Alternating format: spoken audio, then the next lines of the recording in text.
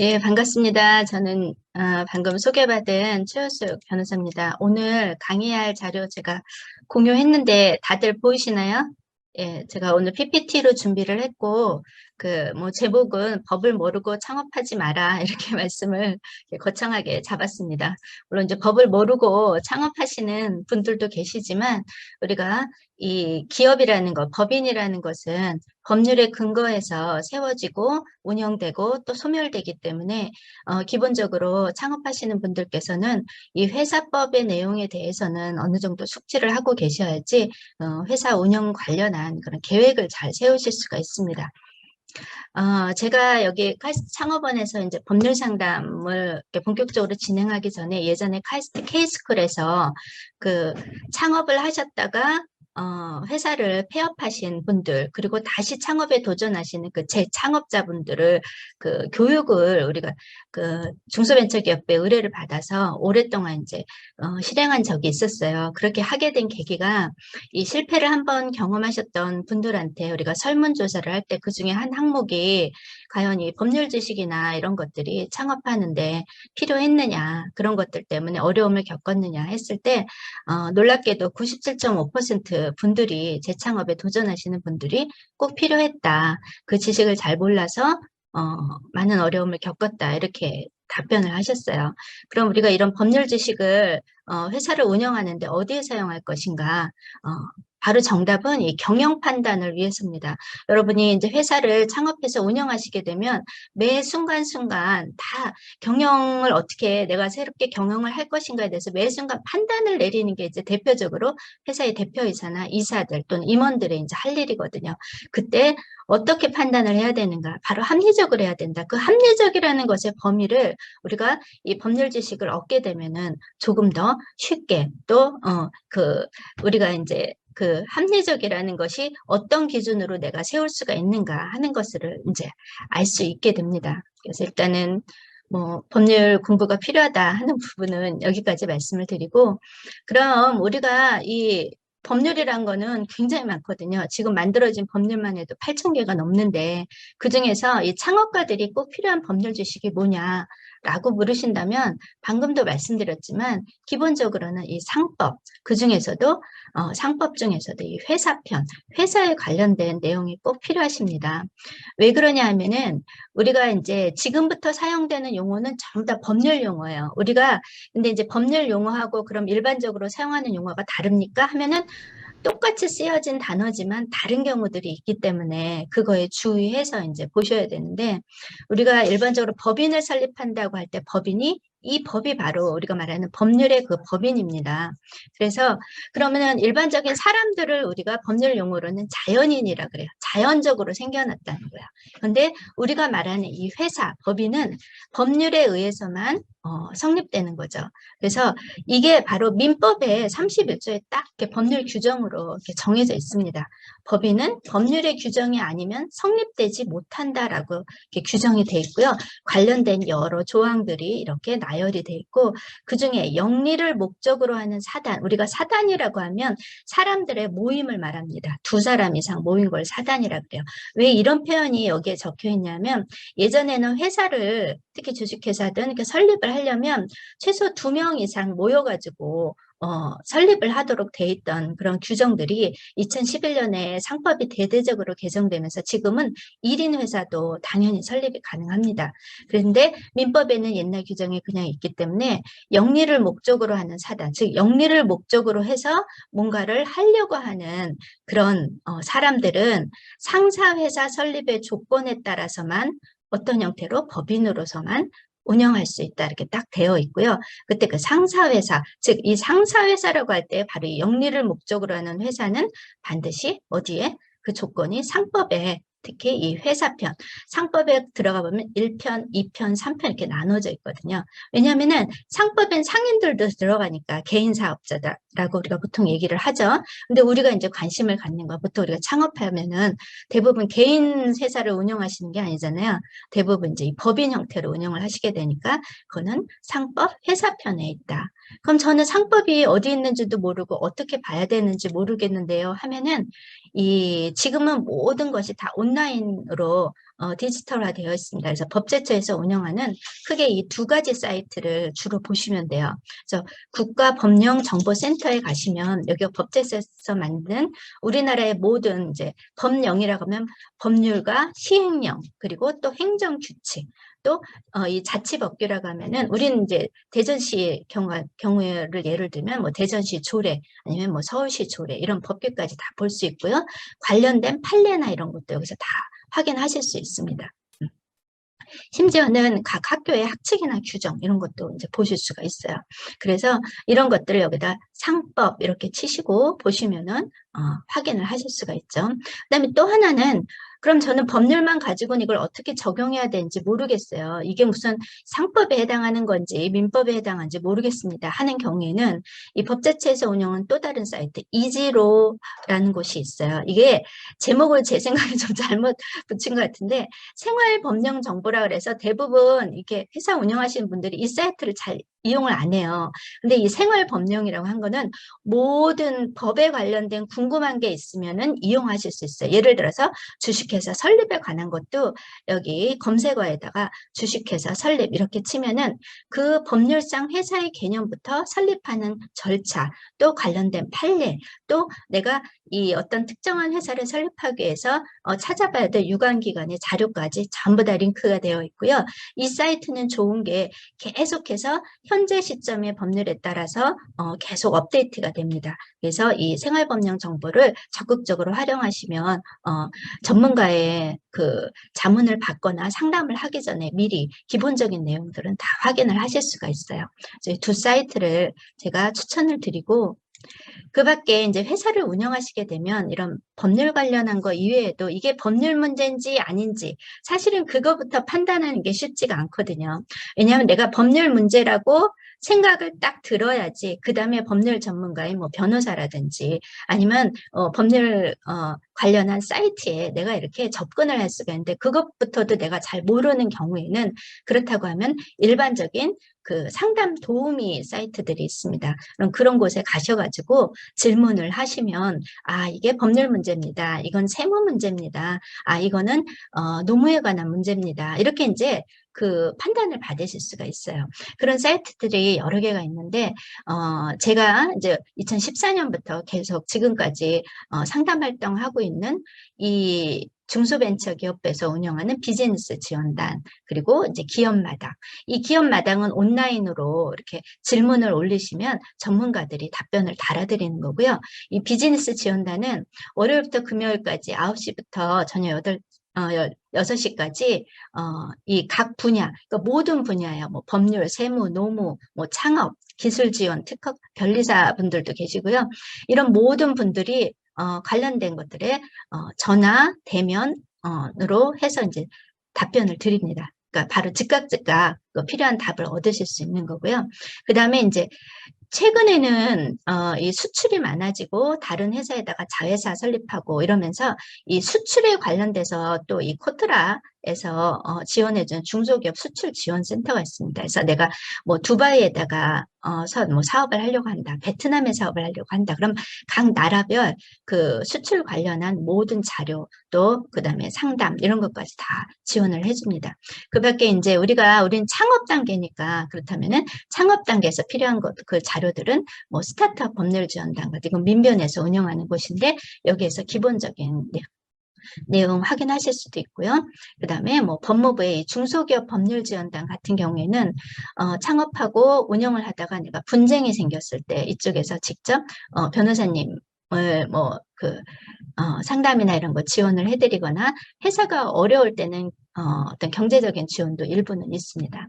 그 다음에 이 대법원 전자민원센터를 잘 이용을 안 하시는데 우리가 사업을 하다 보면 행정기관에다가 또는 법률기관에다가 내야 되는 서류들이 많아요. 그래서 제가 비즈니스 지원단에서 상담을 하다 보면 이런 서식은 어디서 찾습니까? 물어보시는 경우 많거든요. 그럴 때 이 대법원 전자민원센터에 가시면 필요한 상담 서식들, 특히 법률과 관련된 서식들이 다 있습니다. 그래서 검색어 치시고 보시면 되고 그 밖에 이제 창업을 준비 중에 계시고 아직 신규 창업 그 초기 상태라고 하시면은 시간을 내셔가지고 이런 그 지금까지 상담한 내용들을 이렇게 정리해 놓은 자료가 있어요. 정보 사이트는 좋은 게 거의 이런 모든 자료들이 한 2년마다 계속 업데이트가 됩니다. 그러니까 최근의 상담 내용들, 또 최근에 가장 중요한 내용들이 이렇게 들어가 있으니까, 그리고 이런 가이드들은 전부 다 PDF 파일로 무료로 배포를 하고 있거든요. 꼭 읽어보시기 바랍니다. 그래서 이제 우리가 법률이나 이런 거 우리 수업 들으면서 내가 뭐 필요하다 그러면 아까 소개드린 사이트 가셔서 이제 확인을 하시면 되는데, 이 창업이라는 말, 우리 오늘의 주제가 창업이잖아요. 그래서 창업이라는 이 용어도 봐도 법률 용어입니다. 이게 어디에 나와 있냐면은 중소기업 창업지원법 2조에 이렇게 나와 있어요. 그래서 창업이란 중소기업을 새로 설립하는 거다. 이건 내가 다 아는 말인데, 근데 이거는 모르셨을 거예요. 창업자란 창업을 그 사업을 개시한 날부터 7년이 지나지 아니한 자. 즉, 내가 회사를 설립해서 7년이 지나가면 창업자라고 법률적으로는 잘 보지 않는다는 거야. 그냥 기업가로 본다는 거야. 그럼 이게 왜 중요하냐면, 이 법률에 지원법이라고 돼 있잖아요. 그러니까 내가 창업해서 7년 이내에는 중소기업 창업지원법에 따른 모든 지원은 혜택을 다 볼 수 있다는 말이에요. 그리고 또 이 7년 이내에서도 3년, 5년, 7년 단위로 회사마다 그 혜택을 받을 수 있는 지원의 범위가 많이 달라집니다. 그래서 각 단계별로 내가 이렇게 지원을 받고 도움을 받을 수 있구나. 주로 이제 세제 혜택 아니면은 공간 관련한 혜택, 또 이제 규제적인 부분에 대한 혜택이 많이 있어요. 그래서 준비 중이신 분들은 이걸 한번 꼭 읽어보시기 바라고요. 그럼 내가 이 창업이라고 할 때 어떤 경우를 창업이라고 하냐? 중소기업 설립하는 건데, 근데 창업으로 보지 않는 경우가 있기 때문에 나는 창업했다고 생각해서 지원법상의 지원을 받으려고 했더니 이건 법상 창업기업이 아닙니다 해서 혜택을 못 받으시는 경우들이 자주 발생을 해요. 그래서 창업으로 보지 않는 경우가 시행령이 이렇게 나와 있어요. 6가지로. 그래서 이걸 쭉 읽어보시고, 주된 내용이 타인으로부터 사업을 이전받든, 내가 개인 사업하다가 법인을 설립하든, 아니면 법인을 운영 중인데 회사 하나를 더 설립하든, 기존 사업과 같은 종류의 사업을 계속하는 거다라고 판단이 되면 그건 창업으로 보지 않는다는 거예요.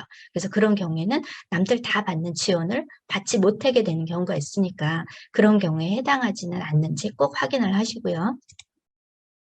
그럼 이 기존 사업이랑 같은 종류의 사업이 뭐냐, 요거를 판단의 기준이 뭐냐, 어떻게 나와 있냐면 한국표준산업분류상 세세분류 기준으로 한다. 여러분이 이제 그 창업하시고 사업자 등록을 하시게 되면 우리 회사의 뭐 사업 업태나 업종 이런 거를 정하시게 되는데, 그때 대부분 기준이 되는 게 바로 이 표준 산업분류예요. 산업분류는 뭐 대기업, 아니 대분류, 중분류, 세분류, 그리고 세세분류까지 나와 있거든요. 그러니까 세세분류까지 나와 있는 것과 같지만 않으면 비슷한 사업으로 내가 기존 사업을 이어받거나 아니면 새로운 회사를 설립해도 창업기업으로 지원받을 수 있구나. 그러니까 그런 것들을 잘 보시면서 특히 창업하시고 등기하시고 사업자 등록하실 때 업종이나 이런 거를 좀 신경 써서 정하시는 게 좋아요. 자, 여기까지 이제 우리가 창업할 때 일반적으로 창업에 대해서 여러분들이 염두에 두셔야 될 내용을 설명을 드렸고, 지금부터는 제가 창업 상담하면서 가장 질문이 많으셨던 창업 단계랑 그다음에 창업하고 초기 한 3년 이내 단계에서 질문이 많았던 것 위주로 시간 제한이 있기 때문에 그거 위주로 설명을 드릴게요. 제일 많이 이제 궁금하시는 건 내가 회사를 특히 법인을 설립하려고 하는데 설립 절차가 어떻게 되냐, 그래야 내가 좀 준비를 할 게 아니냐 이렇게 많이 물어보세요. 절차는 이렇게 정리할 수 있어요.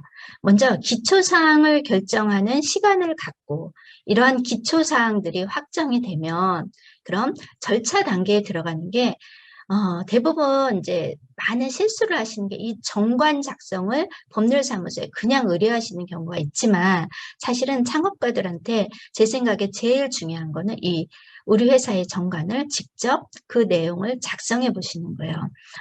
그래서 이 정관의 작성부터 실질적인 창업 그 절차 단계에 들어간다고 보시면 돼요. 정관이 준비되면 회사의 자본금을 다 납입을 받아서 만들고 그 다음에 이 필요 서류. 이때 필요 서류는 뭐냐? 이런 질문 되게 많이 하시거든요. 내가 회사 등기하려면 필요한 서류가 뭡니까? 알려주세요. 그 필요 서류는 다 이 정관에 나와 있는 내용을 증명하는 서류들이에요. 그러니까 내가 정관을 작성을 했으면 필요 서류가 뭔지를 다 알 수가 있어요. 그래서 이런 서류를 다 준비한 다음에 법원에다가 왜냐하면 회사는 그 회사의 본점 소재지 법원 등기과에다가 신청을 하도록 되어 있거든요. 그러니까 법원에다가 등기 신청서를 작성해서 제출을 하고 그 다음에 등기가 완료되면 법원에선 법인 인감 카드나 이런 것들 발급 받으신 다음에 그 다음에 사업자 등록하시면은 사업 준비가 딱 된 거예요. 근데 이제 이때 오해하지 말으실 게 법인으로 등기하는 것과 사업자 등록이 항상 똑같이 이루어질 필요는 없어요. 사업자 등록은 내가 영리활동을 하니까 세금 낼 준비가 돼 있습니다 하는 걸 말하는 거고요.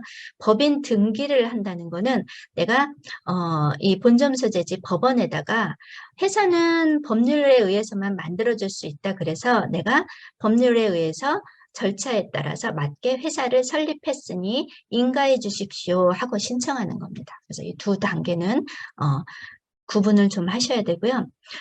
그래서 이 하얗게 표시된 이 절차적인 부분은 실질적으로는 이 기초사항이 모두 결정이 되면 빠르면 이틀, 그래도 한 일주일이면 이게 다 끝나는 과정이에요.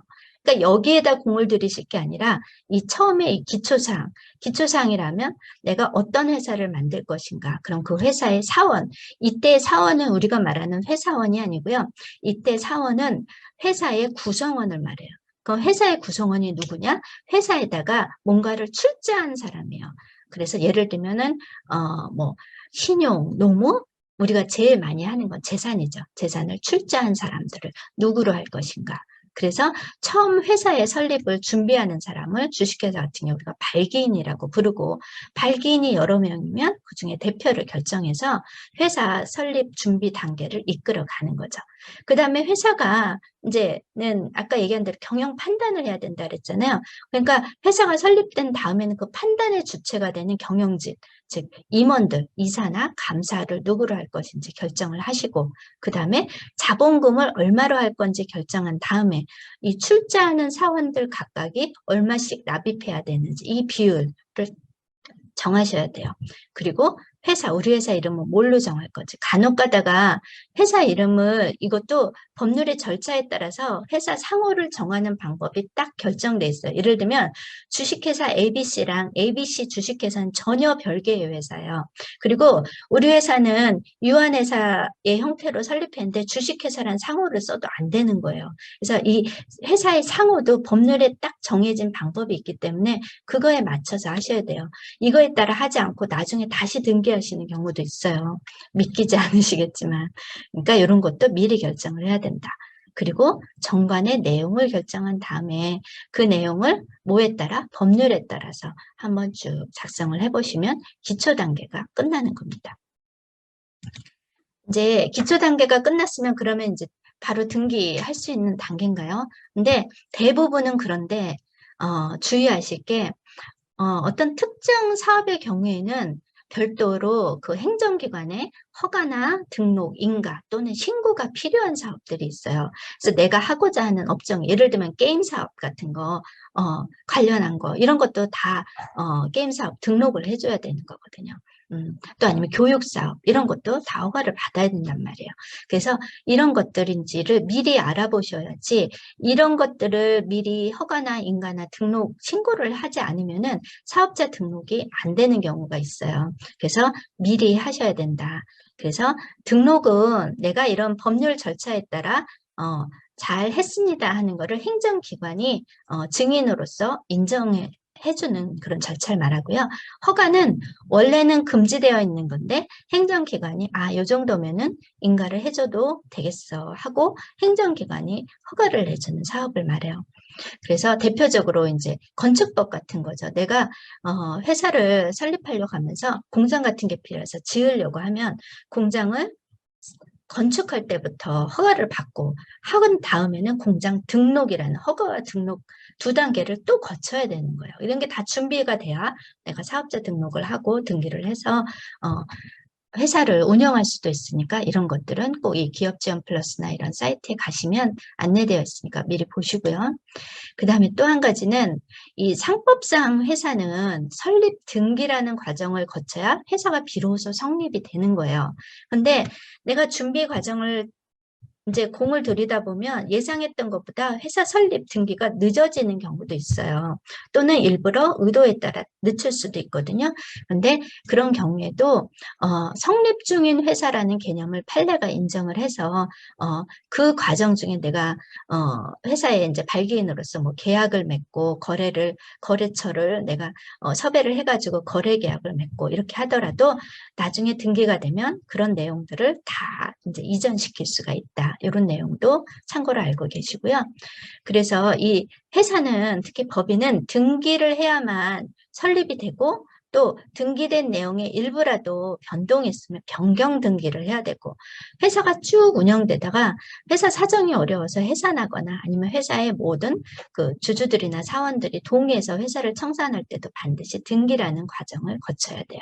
그래서 이렇게 항상 이거를 머리에 잘 알고 계셔야 되고 그럼 등기할 사항이 있는데 등기하지 않으면 어떻게 되느냐.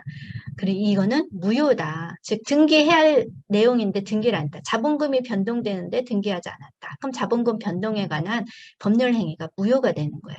이사를 선임했는데 등기하지 않았다. 그럼 이사 선임이 무효가 돼요. 그래서 그 무효인 행위에 따라 선임된 이사가 밖에 나가서 회사를 대리해가지고 계약을 체결하고 이러면 다 무효가 된다는 거예요. 그 효과가 주의하셔야 됩니다. 그리고 변경 등기를 해야 되는데 변경 등기해야 되는데 안 하면 법원에서 이 회사는 영업한다 그러고선 아무 활동이 없나 보다 그러고 강제로 해산시키기도 해요. 5년 동안 아무런 변경 등기를 안 하면 법원에서는 통지서를 보내서 변경 등기 해야 되는데 안 한 것은 신고하세요. 그런데 신고가 없다. 그러면은 바로 해산 등기를 해가지고 이 회사는 곧 해산할 겁니다. 이렇게 등기를 해버려요. 그리고 또 3년 동안 아무 변경 등기를 하지 않으면 어느 날 갑자기 우리 회사 법인 등기부 등본에 청산 간주 등기란 게 되면서 회사가 법률적으로는 소멸이 된 거예요.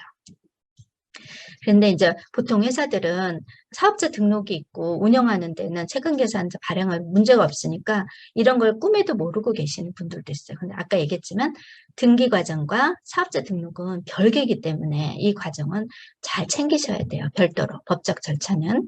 그리고 등기를 해야 되는데 안 하면 과태료가 누구한테? 대표이사한테 부과가 돼요. 이거를 조심하셔야 되는 게 대표이사가 등기 신청권자이기 때문에 대표이사한테 과태료가 부과되는데 이거를 회사 돈으로 납입하시면 안 돼요. 이건 대표이사의 개인의 의무거든요. 그러니까 대표이사가 납입해야 되는데 회사 돈으로 납입하시면 나중에 이런 게 배임이나 이런 그런 위험성이 있을 수가 있어요. 그래서 조심하셔야 된다. 이게 이제 설립에 관련한 절차에 관한 것들이고요. 그 다음에 이제 창업하시면 또 많이 물어보시는 게 설립할 때 내가 이제 주주들로도 참여도 하고 어쩌면 내가 이사나 대표이사도 할 텐데 내 책임이 어디까지인지 나 너무 큰 책임 지고 싶지 않은데요. 이렇게 말씀하시는 경우가 있어요. 그럼 이 회사는 내가 어떤 회사를 설립하고 운영하는지에 따라 그 사원 또는 주식회사는 우리가 사원을 주주라 그런다 그랬잖아요. 그러니까 사원 지금부터는 이제 가장 많이 설립하신 주식회사 위주로 이제 주로 말씀을 드리게 될 테니까 주주나 이사의 책임의 범위가 달라져요. 그럼 상법상 어떤 회사들이 있느냐? 가장 많이 설립하신 주식회사뿐만이 아니라 이렇게 나머지 4가지 한명합자 유한책임 유한회사가 있어요.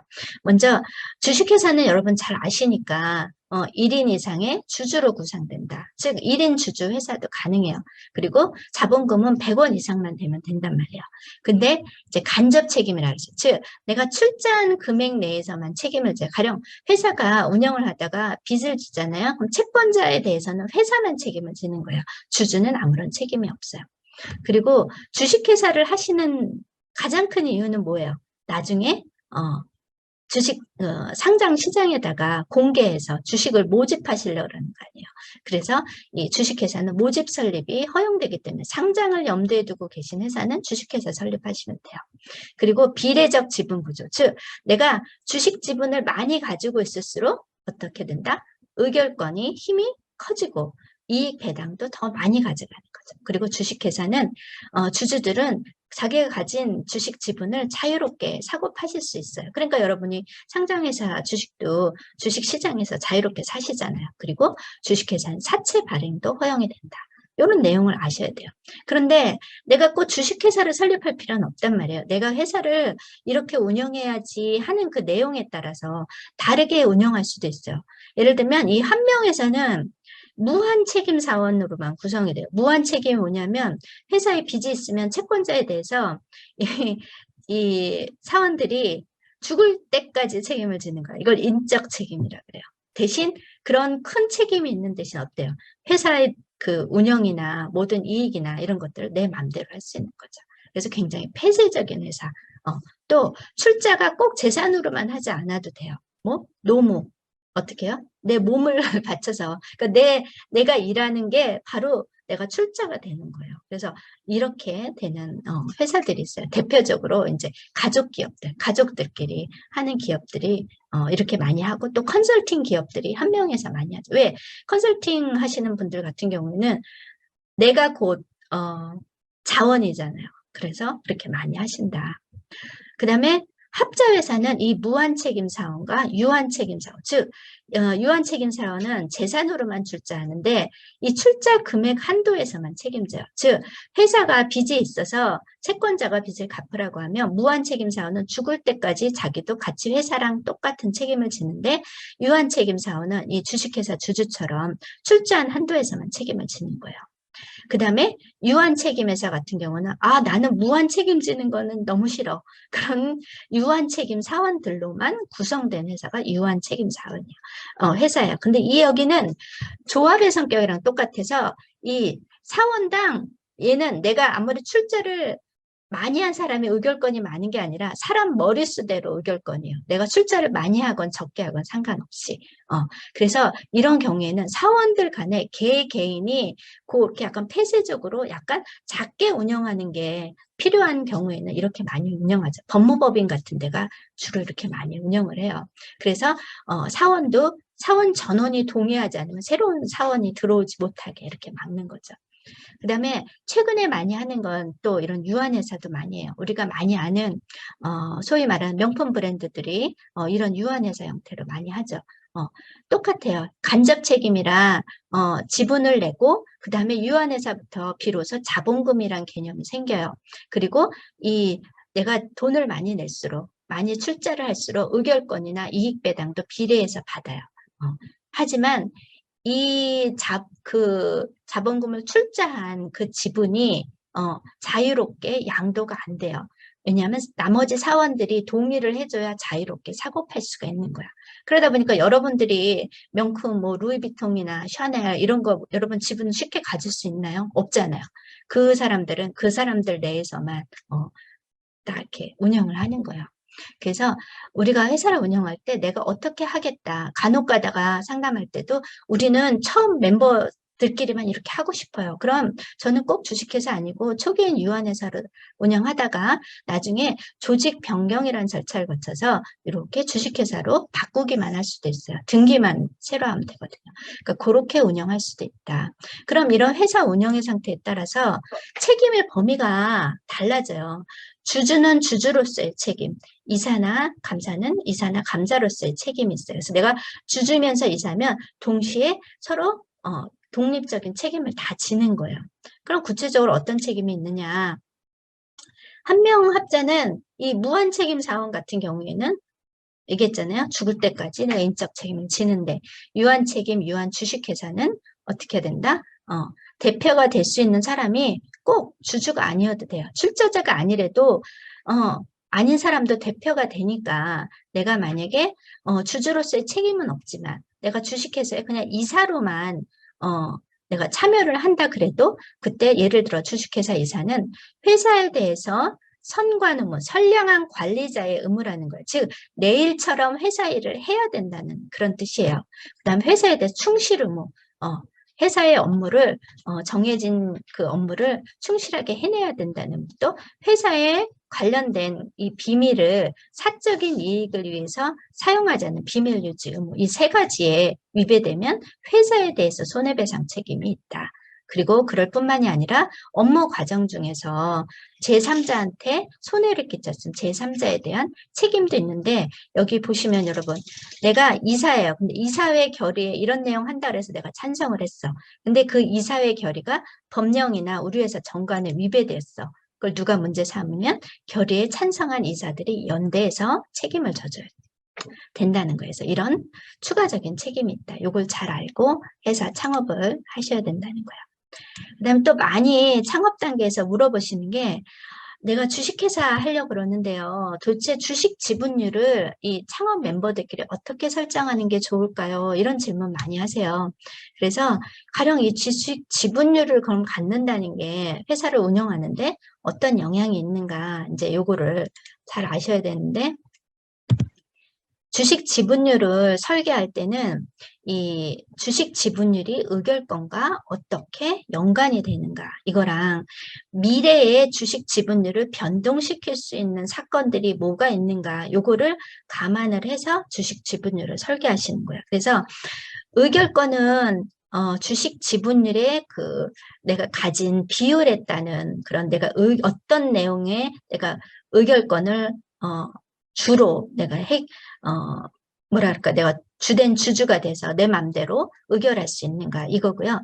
스톡 옵션 같은 거 이걸 우리가 법률 용어로 주식 매수 선택권이라 그래요. 그래서 스톡 옵션을 부여하거나 아니면 보통 요즘에 벤처 캐피탈 같은 데서 투자를 할 때는 다 이 보통 주식이 아닌 종료 주식 발행을 원하거든요. 그럼 이런 종료 주식이나 이런 걸 발행했을 때 주식 지분율이 어떻게 변하느냐에 따라서 내 지분율이 변동이 되고 그리고 기존 주주의 지분율이 변동되면 의결할 수 있는 그 안건에 내가 영향을 미치는 영향력이 변동된다는 거예요. 그래서 그거를 알고 설계를 하셔야 돼요. 보통주는 아까 말씀드린 대로 우리가 지금부터 이제 주식회사를 중심으로 설명을 드리는 거예요.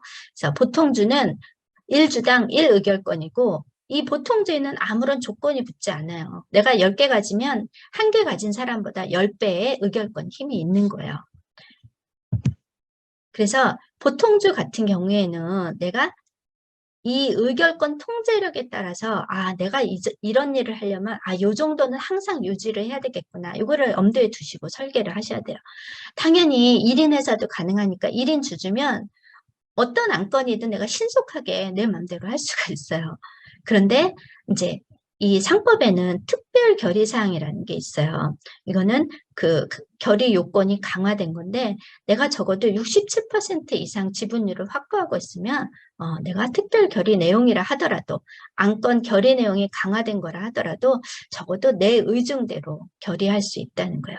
또 반면에 내가 지분율이 50%를 초과해서 어느 정도 유지하면 웬만한 보통 결의 사항은 그래도 내 맘대로 할 수 있다는 거예요. 그런데 우리 회사는 내가 이사들이 몇 번 안 되지만 나머지 사람들은 잘 회사에 주주 총회하고 이래도록 잘 참여를 안 한다. 그러면은 단독 출석했을 때 내가 25%면 보통 결의할 수 있고 34% 이상이면 특별 결의할 수 있다. 그럼 보통 결의, 특별 결의가 뭐냐? 보통 결의는 출석 주주 의결권의 과반수랑 발행 주식 총수의 4분의 1 이상이어야 돼요. 그래서 이 두 가지가 동시에 만족을 해야 되고 특별 결의는 출석 주주 의결권의 3분의 2와 발행 주식 총수 3분의 1 이상이 돼야 돼요. 그러니까 이게 특별 결의 강화된 거 알 수 있겠죠. 그러니까 특별 결의를 해야 될 사항은 어떤 게 있냐? 대표적으로 정관을 변경할 때 우리가 정관은 수시로 변경해야 된단 말이에요. 그래서 그럴 때는 내가 특별결의 내용을 정관의 내용을 내가 원하는 방향으로 바꾸고 싶다. 그럼 아까 요 앞에 나왔죠? 적어도 1인 회사를 운영하거나 적어도 67% 이상의 지분율은 내가 항상 확보하고 있어야겠구나. 이런 걸 이제 염두에 두시고 하시면 돼요. 그래서 특별결의사항에 이런 게 있다. 이사, 감사, 선임은 보통 결의지만 해임을 할 때는 반드시 특별결의해야 돼요. 또 최근에 여러분 관심 되게 많으신 스톡옵션 부여하거나 아니면 회사를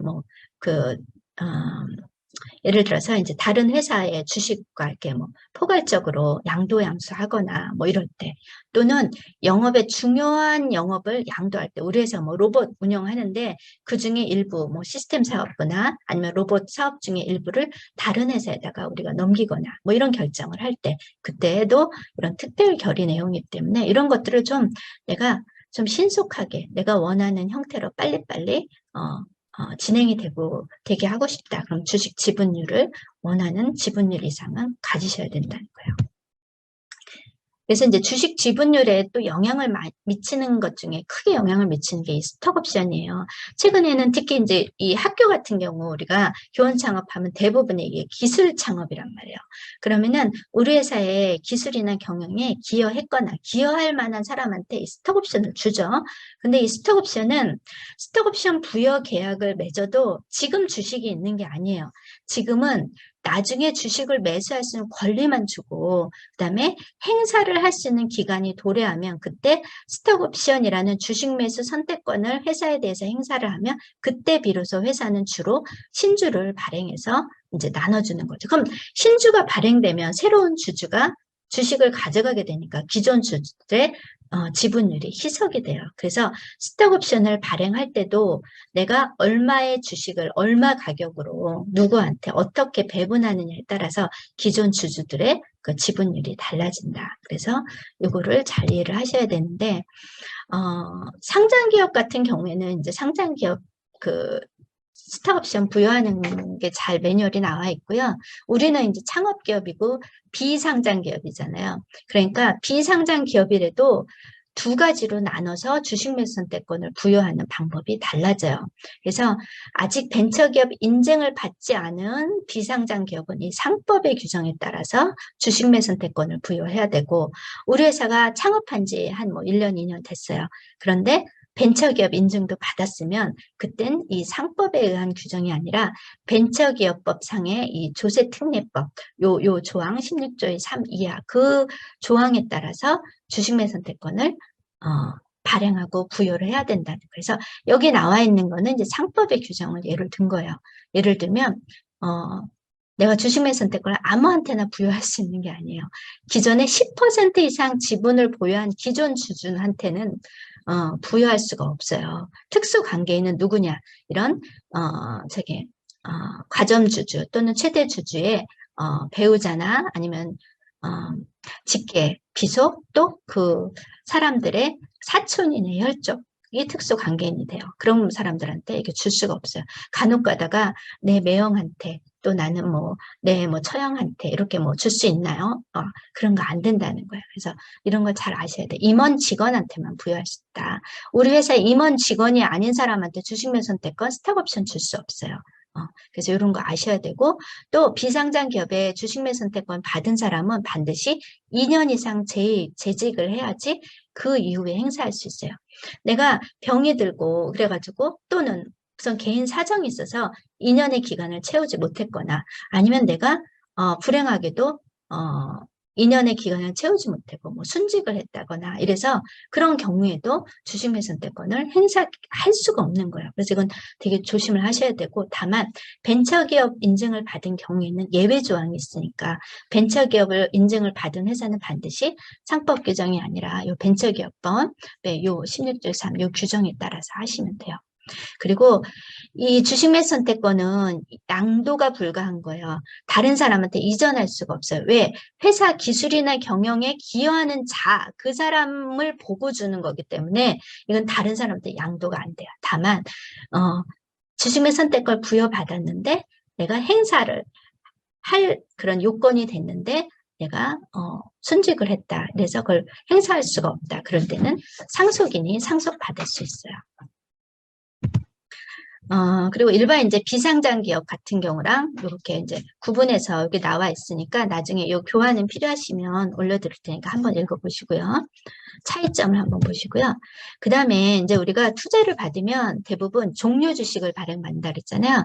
그래서 종료 주식은 보통주에다 조건이 붙은 거예요. 그래서 의결권이나 이익 배당을 난 좀 보통주랑 다르게 해주시오. 아니면 회사가 청산할 때 보통주들이 그 지분율에 비례해서 받아가는 난 조금 더 많이 주세요. 자녀재산 분배에 대한 것도. 지금은 내가 그냥 돈을 투자하지만 내가 우선주로 받지만 나중에 보통주로 전환하게 해주세요. 왜 전환이 필요하냐면 혹시 회사가 주식해서 상장될 때는 보통주는 보통주끼리 종류 주식은 종류 주식끼리 묶어서 상장을 해줘야 돼요. 그리고 각각의 상장을 할 땐 최소 필요한 주식의 그 최소 숫자가 있어요. 근데 종류 주식이 적으면, 즉 우선 주식이 적으면 우선 주주들은 상장할 때 상장이 못 된단 말이에요. 그러니까 그럴 때 난 보통주로 빨리 전환을 해서 보통주로 주주로서 상장할 때 참여할 수 있는 거예요. 그래서 이제 전환주를 많이 받는 거예요, 투자자들이. 그리고 상한권에 대한, 내가 지금 투자하지만 아직은 주식 주지 말고 내가 혹시 나중에 상한권 말고 이제 주주로 전환하는 전환권 있으면 그때 주식을 주거나, 내가 아니면은 나한테 그냥 돈을 다시 돌려달라 하면 거기다 이자를 붙여서 그냥 주세요. 난 주식 안 받을게요. 하는 게 이 상한권이에요. 근데 주의하실 건 이 종류 주식은 각각 이 5가지를 각각 발행할 수도 있지만 이것들을 한두 개씩 또는 5개를 다 묶어서 혼합한 종류 주식도 가능하다는 거야. 대부분 투자자들은 모든 걸 다 혼합해서 갖기를 원하게 되죠. 그래서 여러분들이 투자를 받을 때 이제 보통 투자자들은 뭐 상환, 전환, 우선주 이렇게 해요. 그래서 이게 다 혼합한 혼합 종류 주식이에요. 그럼 이 사람들의 지위는 뭐냐?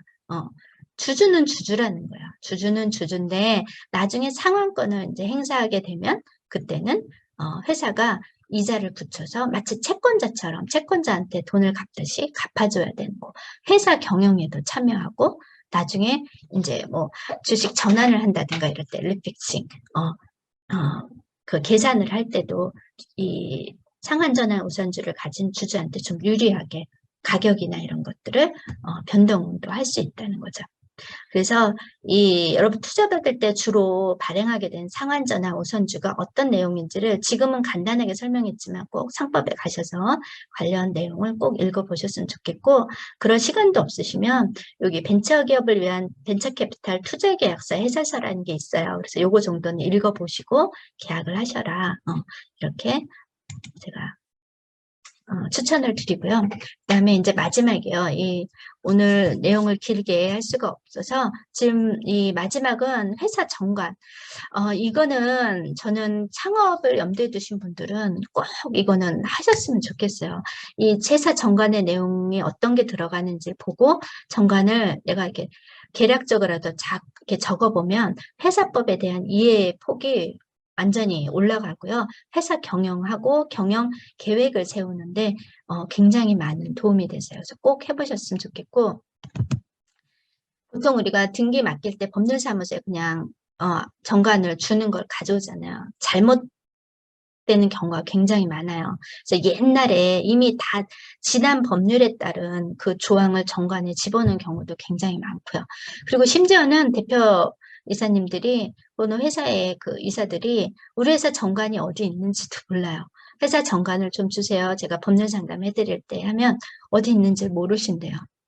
근데 이 정관은 이 상대적 기재사항, 절대적 기재사항, 임의적 기재사항이라 그래서 3가지 기재사항으로 나누는데, 등기할 땐 당연히 반드시 있어야 되는 내용은 회사 등기할 때는 이제 기본으로 적혀 있으니까 신경 쓰실 게 없는데, 이 상대적 기재사항이 굉장히 중요해요. 이게 우리 회사 경영 판단 또 경영 계획을 세우는데 아주 중요한 필수적인 내용이고요. 정관에 기재하지 않으면 법률상 효력이 없기 때문에 반드시 이런 내용이 우리 회사 정관에 있는지를 확인하셔야 돼요.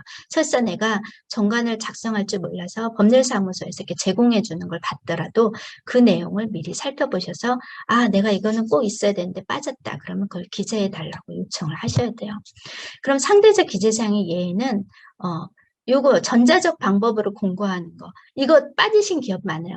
지금 누가 주주총회하고 뭐 이러는데 신문에다가 게재를 해요. 그럴 시간이 없잖아요. 다 회사 홈페이지에 게재해야 되잖아요.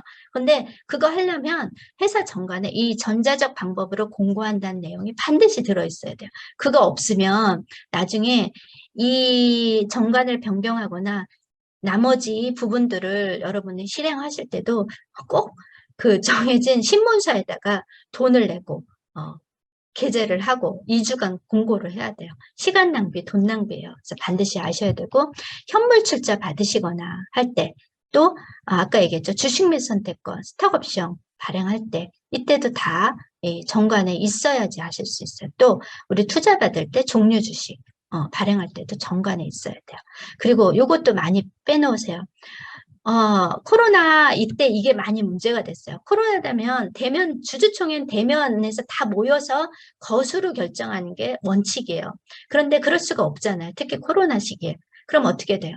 다 이메일로, 서면으로 의결권 행사해야 되는데 많은 기업들이 정관에 이게 없었어요. 그래서 그렇게 해서 한 주주총회는 다 무효인 거예요. 그럼 나중에 3월 말에 결산할 이 주주총회 의사록이나 작성하려다 보니까 법률에 위배돼요. 부랴부랴 주주총회 연기하고 정관 변경한 다음에 하고. 그래서 그때 코로나 때 원래 3월 말 결산인 기업들이 주주총회를 4월, 5월에 하신 경우들이 많았어요. 이런 거 미리 다 알고 정관에 미리 정해놓으면은 굉장히 편하게 할 수 있다. 지금 다 디지털 시대잖아요. 그러니까 미리 준비하셔야 돼요.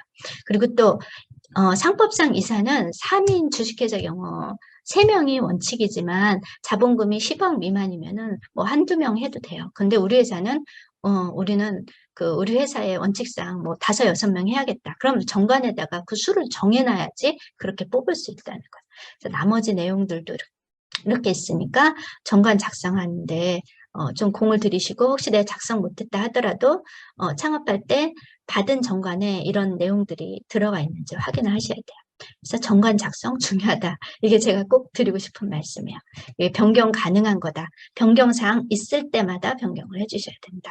그리고 정관 뭐 사본 좀 참고할 거는 이렇게 법무부 표준정가, 비상장기업 이거랑 상장기업 표준정가 한번 비교해 보시면서 하시면 돼요. 그래서 오늘은 여기까지 내용이에요.